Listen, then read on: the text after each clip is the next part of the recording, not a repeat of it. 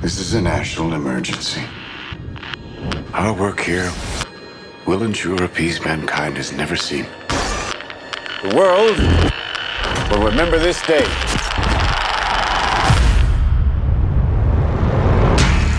This is arguably the most important story of our time. The stakes really couldn't be any higher. It's profound, but it's told in a very human way. Everything Chris Nolan has done has been a prelude to this. This is not a film, this is an experience. It is a heart-in-your-mouth thriller.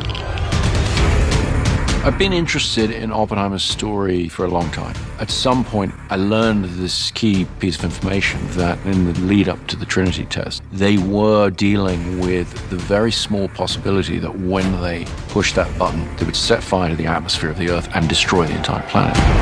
And yet, they pushed that button. I wanted to take the audience into that extraordinary moment in human history.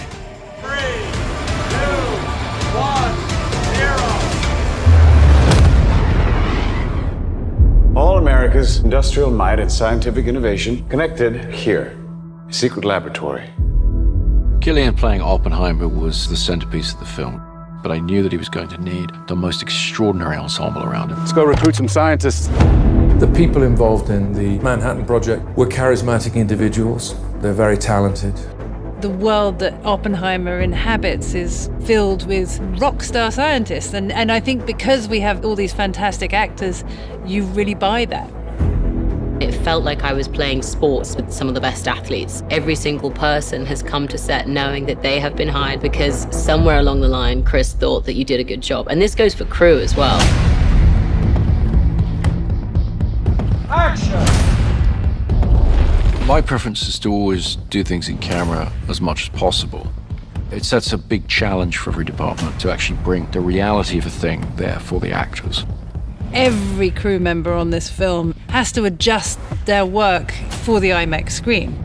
IMAX can contain 18K resolution per frame, which is by far more than any digital camera. It gets thrown up on a gigantic screen, and the moment you watch it, it's very evident. The quality is unprecedented. This is a story of America in the 20th century, so I think it can be painted on that big of a canvas, and what better way to do that but with IMAX cameras.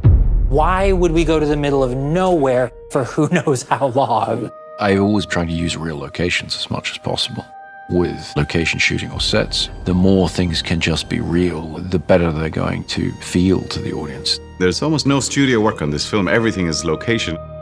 The sets were built in such a way that they felt incredibly authentic.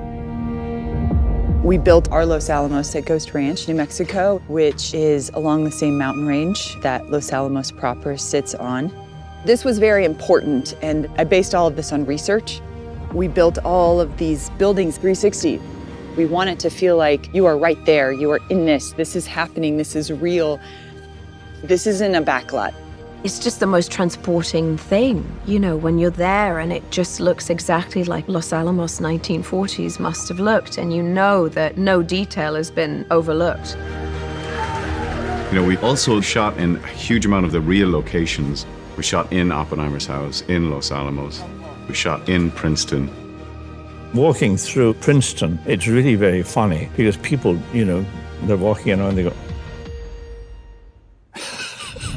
shooting those scenes, playing the characters who really had versions of these events happen there, you just get a real charge out of it, you know?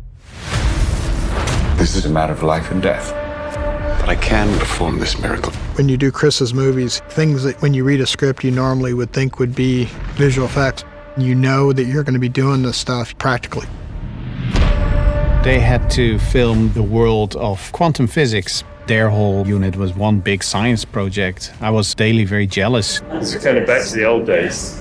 We did a lot of experimentation. We came up with some very interesting analog methods of how to approach this, all of which was leading to the Trinity test, which had to feel nightmarish and terrifying in a way that computer graphics never really is. What we were able to get into the finished film, to me, is extraordinarily beautiful, but also very frightening. Working with this whole team was such a great camaraderie and with the commonality of we are going to get this in camera. I love Chris's dedication to that.